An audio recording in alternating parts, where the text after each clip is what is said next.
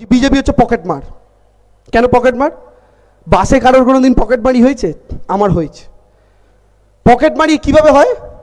যে আপনার পকেট থেকে মানি ব্যাগটা বাসের মধ্যে তুলবে সেই সবার আগে পকেট মার করে চেঁচাবে। কেন? লোকে যেন তাকে সন্দেহ না করে। কারণ আপনি ভাববেন এই বাবা এই লোকটাই পকেট মার করে চেঁচাচ্ছে, আর যাই হোক এ অন্তত পকেট মার নয়। ততক্ষণে নিজে বেটা পালিয়ে যাবে আপনার মানি ব্যাগটা নিয়ে। বিজেপি সবচেয়ে বেশি চেঁচাচ্ছে না চোর চোর চোর করে? এই বাসের পকেট মারের মতো এই কিন্তু আসল চোর। চেঁচিয়ে এখন আপনাকে এই পকেট মারের মতো ভুলিয়ে দিতে চাইছে, কিন্তু বেটা নিজে চোর। আপনি বলবেন কিভাবে? আমি যদি আপনাকে বলি আপনাদের প্রত্যেকের পরিবারের নরেন্দ্র মোদী 1.5 লাখ টাকা মেরে দিয়েছে, আপনি বিশ্বাস করবেন? আপনাদের প্রত্যেকটা পরিবার থেকে নরেন্দ্র মোদী 1.5 লক্ষ টাকা মেরে দিয়েছে। আপনি বলবেন 1.5 লাখ? হ্যাঁ, আমি হিসাব দিচ্ছি এক্ষুনি আপনাকে। শুধু গ্যাসে 1.5 লাখ টাকা মেরেছে, গ্যাসের দাম। বাকিগুলো আমি ধরছি না। কিভাবে আপনি এখন বলবেন? আগে গ্যাসের দাম কত ছিল? 450, মোদিজি আসার আগে, তাই তো? আচ্ছা, এখন গ্যাসের দাম 1200। তাহলে একটা সিলিন্ডারে কত করে বেশি দিচ্ছে মোদিজি? 1200 থেকে 450 বিয়োগ করুন, বেরোবে 750 টাকা, তাই তো?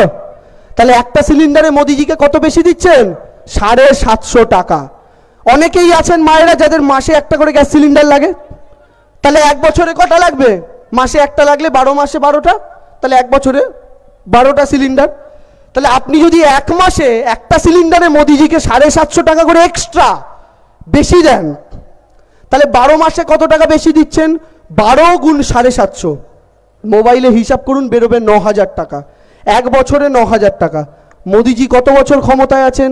8 বছর। 1 বছরে যদি গ্যাসে 9000 টাকা এক্সট্রা দিয়ে থাকেন, 8 বছরে কত দিয়েছেন? 8 নং 72,000 টাকা।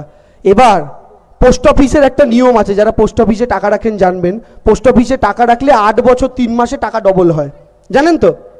এই 72,000 টাকা যেটা গ্যাসে আপনি মোদিজিকে দিয়েছেন, এটা যদি 2014 সালে আপনি পোস্ট অফিসে রাখতেন, 72,000 টাকাটা আজকে 8 বছর পরে ডবল হয়ে 1.5 লক্ষ টাকা হতো। মায়েরা দাদারা, এই 1.5 লক্ষ টাকা নরেন্দ্র মোদী হাওয়া করে দিয়েছে আপনাদের প্রত্যেকের পরিবার থেকে। 1.5 লাখ টাকা।